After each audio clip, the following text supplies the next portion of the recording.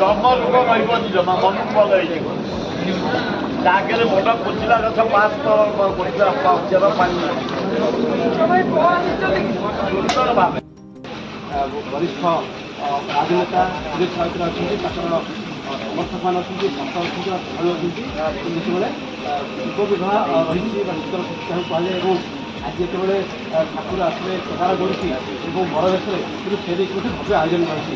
କିନ୍ତୁ ଆପଣଙ୍କୁ ଦେଖିବାକୁ ଚାହୁଁଛି ଯେ କିଭଳି ଭାବରେ ଏଭଳି ଭାବରେ ଆୟୋଜନ କରାଯାଇଛି, ଯେଉଁଥିରେ ମଧ୍ୟ ପ୍ରତ୍ୟେକ ବର୍ଷ ଏଭଳି ଭାବରେ ସୁରେଶ ସାଉତରା ଏବଂ ଯେଉଁମାନେ ସାଂସ୍କୃତିକ ସ୍ଥାନୀୟ ପ୍ରତିନିଧି ଚନ୍ଦନ ବେଶ ମଧ୍ୟ କରାଯାଇଥାଏ।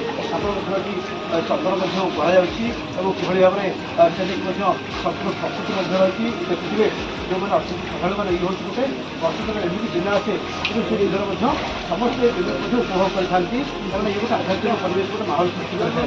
ତେଣୁ ସଂକ୍ରାନ୍ତରେ ଅଧିକ ଆଲୋଚନା କରିବା କିନ୍ତୁ ଯେତେବେଳେ ସୁରେଶ ସାଉତରା ଗାଧୋଉଛନ୍ତି ଏବଂ ତାଙ୍କ ସାଙ୍ଗରେ ମଧ୍ୟ ଅନେକ ତାଙ୍କର ପରିଜନ ବନ୍ଧୁ ଏବଂ ସମ୍ପର୍କୀୟ ମଧ୍ୟ ସେ ସ୍ଥାନୀୟ ବାସିନ୍ଦା ଏବଂ ଯେଉଁମାନେ ଲିଙ୍ଗରାଜ ଏବଂ କ୍ଷେତ୍ରଗୁଡ଼ିକର ଭକ୍ତ ସ୍ଥଳ ଅଛନ୍ତି କିନ୍ତୁ ସେମାନେ ମଧ୍ୟ ଏଠାକୁ ଆସିଥାନ୍ତି। ସେମାନେ ତାଙ୍କର ପ୍ରତିକ୍ରିୟା ନେବା କ'ଣ ତାଙ୍କର ପ୍ରତିକ୍ରିୟା ରହିଛି ଏବଂ ବିଶେଷ କରିକି ଆଜିର ଦିନର ମାହାତ୍ମ୍ୟ କ'ଣ ରହିଛି ସେ ପ୍ରତ୍ୟେକ ମଧ୍ୟ ସେ ସ୍ଥାନୀୟ ସେ ପ୍ରତ୍ୟକ୍ଷ ରାଜନୀତି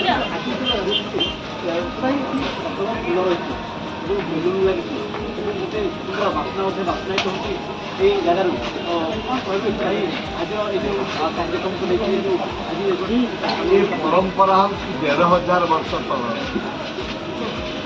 ଯେଉଁ ଲିଙ୍ଗରାଜଙ୍କ ମନ୍ଦିର ପ୍ରତିଷ୍ଠା ଦିନ ଠାରୁ ଲିଙ୍ଗରାଜଙ୍କ ଯେଉଁ ଯାନି ଯାତ୍ରା ଶିବରାତ୍ରି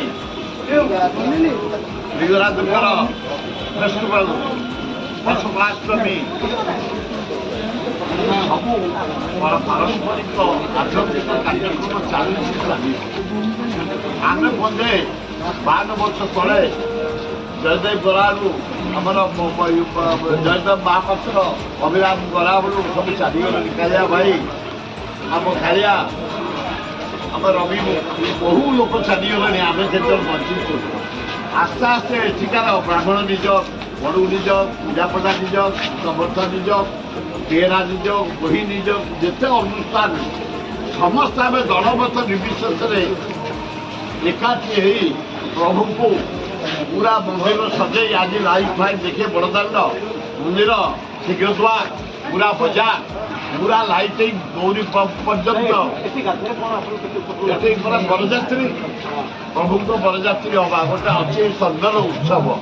ଯେଉଁମାନେ ଏଥିରେ ଅଂଶଗ୍ରହଣ କରିବେ ସବୁ ସେବାୟତମାନେ ତାଙ୍କର ସହଯୋଗୀମାନେ ଆମେ ଯେଉଁମାନେ ହିତାକାଂକ୍ଷୀମାନେ ଦଳମତ ନିର୍ବିଶେଷରେ ଏକାଠି ହେଇ ଗୋଟେ ଗାଧୁଆ କରିବୁ, ଗୀତ ଟିକେ ଶୁଣିବୁ, ପ୍ରଭୁ ଆସିବେ, ପ୍ରଭୁ 9ଟା 10ଟାରେ ବାହାରିବେ, ଏଠି ପହଞ୍ଚିବେ, ଏଠି ଖାଇବା ପିଇବା ହେଇଥାଏ, ଭୋଜନ କରିବୁ, ଆନନ୍ଦ ଉଲ୍ଲାସରେ ଗୀତ ଶୁଣିବୁ। ଏ ପରମ୍ପରା ଏବଂ କାଲି ସୁନ୍ଦରବାବୁ କାଲି ଶୀତଳ ଷଷ୍ଠୀ ପ୍ରଭୁ ଫେରିବେ, 52 ପ୍ରକାର ବାଦ୍ୟ, 52 ପ୍ରକାର ଆରେଞ୍ଜମେଣ୍ଟ, 52 ପ୍ରକାରର କାର୍ଯ୍ୟକ୍ରମ ପୁରା ପ୍ରଶାସନ କରି ଲକ୍ଷେ ଲୋକ ବହୁତ ଶାନ୍ତି ଲାଗେ। ବର୍ଷକେ ଥରେ ଖରାରେ ବୁଲାବୁଲି କଲା ପରେ ଏଠି ଚନ୍ଦନ ଦିହେରେ ଲଗେଇ ନାହିଁ ତଳକୁ ଲାଗେନି। ଆମେ କେବଳ ଯାଇ ଉପରକୁ ଲଗେଇ ମୋ ପୁଅ ଚାରିଆଡ଼େ ଲାଗେ ନାହିଁ ତଳକୁ ଭଗବାନ ଲଗାନ୍ତି। ବଢିଆ ଲାଗେ। ତମ ଚାଷେ ଗାଧଉନା ତମେ ଖଣ୍ଡାୟତ ପିଲା ଏ ଗାଧା ଦେଖ ଖରାରେ ବୁଲିଛ ଚାରିଆଡ଼େ ବୁଲିକି ସୁଟିଂ କରିଛ ଓଡ଼ିଶା ଯାକ। ମଲି ଫୁଟିଆ ଗାଧୁଆ ସାବୁନ ଥୁଆ ହେଇଛି, 13 ପ୍ରକାର ସାବୁନ ଅଛି। ତଳ ସାବୁନ ଉପରେ ଲଗେଇବନି, ଉପର ସାବୁନ। ପ୍ରଭୁ ଆସିକି ସୁନ୍ଦର ଭାବେ ଗୌରୀଙ୍କ ମନ୍ଦିରରେ ବିବାହକୁ ଫେର ସମସ୍ତେ ସହଯୋଗ କରି କାଲି ପ୍ରଭୁଙ୍କୁ ନେଇକି ମନ୍ଦିରରେ ପହଞ୍ଚେଇବା ଏଇ କାମନା।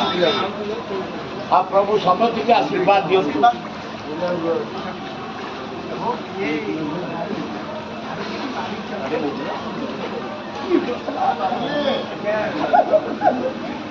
ଜଗନ୍ନାଥ ସ୍ୱାମୀ କି